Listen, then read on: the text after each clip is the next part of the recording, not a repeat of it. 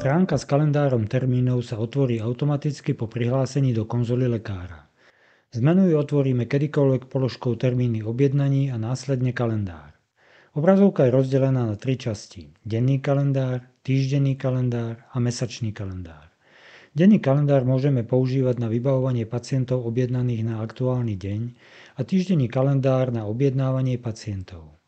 Mesačný kalendár nám prehľadne ukazuje obsadenosť ordinačných hodín termínmi.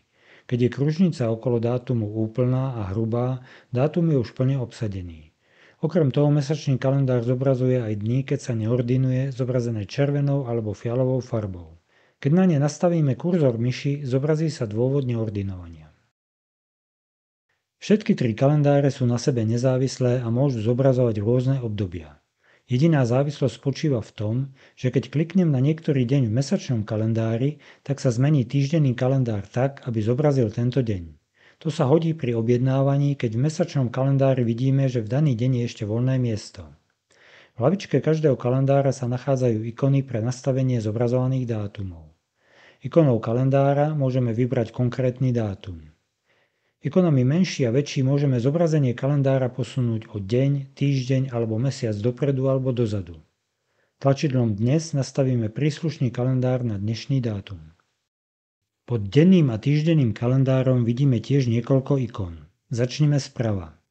Ikona Parametre zobrazenia umožňuje povoliť alebo zakázať zobrazenie dní, kedy sa neordinuje, ktoré sú v kalendári zobrazené červeným alebo fialovým šrafovaním. Ďalej môžeme zobraziť alebo skryť obdĺžniky ordinačných hodín a nakoniec v týždennom kalendári zobraziť aj víkendy, ak by sme ordinovali aj počas nich.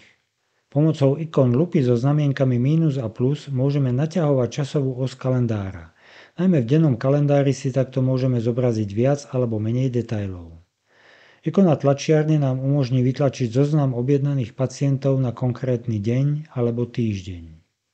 Ikona lupy slúži na vyhľadanie termínov pacienta podľa priezviska. Vyskúšajme si vyhľadanie termínu pre pacienta s priezviskom Hrčkavý. Termíny objednaní sú v kalendári zobrazené vo farbe, ktorá zodpovedá typu ošetrenia. Okrem toho, zobrazenie termínov zodpovedá stavu, v ktorom sa žiadosť o objednanie alebo termín nachádza. Ukážme si tieto základné stavy.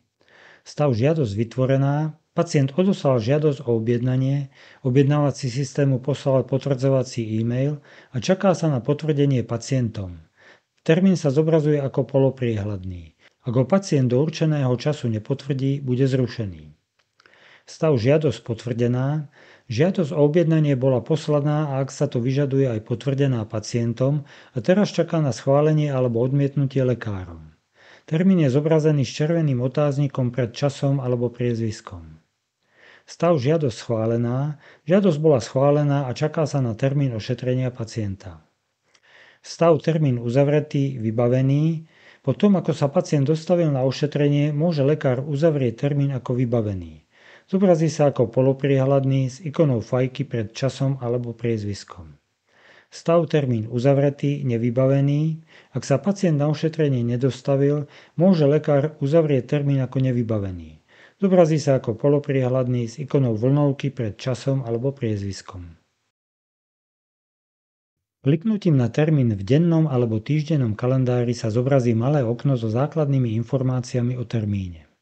Ak chceme vedieť podrobné informácie, klikneme v tomto okne na ikonu i v krúžku alebo pri klikaní na termín v kalendári podržíme klávesu Ctrl. Obidva postupy vedú k otvoreniu okna s podrobnými informáciami o termíne.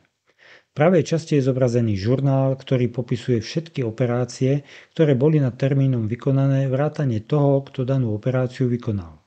V prípade riešenia problémov môže byť žurnál veľmi nápomocný. Položky žurnálu o odoslaní e-mailu alebo SMS-ky majú vedľa dátumu a času zodpovedajúcu ikonu. Kliknutím na ňu sa zobrazí detail e-mailu alebo SMS s obsahom správy a jej žurnálom. Takto máme o každom termíne a jemu zodpovedajúcich e-mailoch a SMS-kách podrobné informácie. V okne termínu vpravo hore vidíme okrem ikony krížika pre uzavretie okna ďalšie 3 ikony pre prácu s termínom. Ikona tužky nám umožní upraviť údaje termínu s výnimkou zmeny dátumu a času. Zmena dátumu a času termínu nie je lekárovi dovolená preto, lebo by sa narušila základná filozofia objednávacieho systému, že pacient si sám vyberá jemu najviac vyhovujúci termín. Ak z nejakého dôvodu nebudeme môcť pacienta ošetriť v dohodnutom termíne, môžeme jeho termín zrušiť, čo si hneď ukážeme. Pacient sa potom objedná na nový termín. Ostatné údaje môžeme meniť podľa potreby. Zmeny uložíme tlačidlom Uložiť.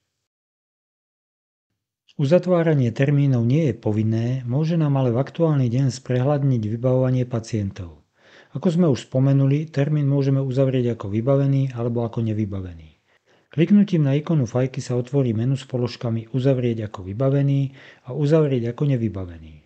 Kliknutím na zodpovedajúcu položku sa termín uzavrie a v kalendári sa zobrazí ako polopriehľadný. Ak potrebujeme konkrétny termín pacienta zrušiť, klikneme na ikonu koša v okne termínu. Zobrazí sa dialogové okno, kde môžeme uviesť dôvod zrušenia termínu. Tento dôvod sa pošle pacientovi v e-maili oznamujúcom mu zrušenie termínu. Pri rušení termínu lekárom je vždy vhodné dôvod zrušenia uviesť, aby pacient nedostal len strohý oznam o zrušení jeho termínu, ale aby aj vedel, prečo bol jeho termín zrušený. Po stlačení tlačidla Zrušiť objednanie termín z kalendára zmizne a presunie sa do zoznamu zrušených termínov, ktorý si zmenu zobrazíme položkou Zrušené termíny. Aby toto video nebolo príliš dlhé, pridávaniu termínov do kalendára sa budeme venovať v nasledujúcom videu.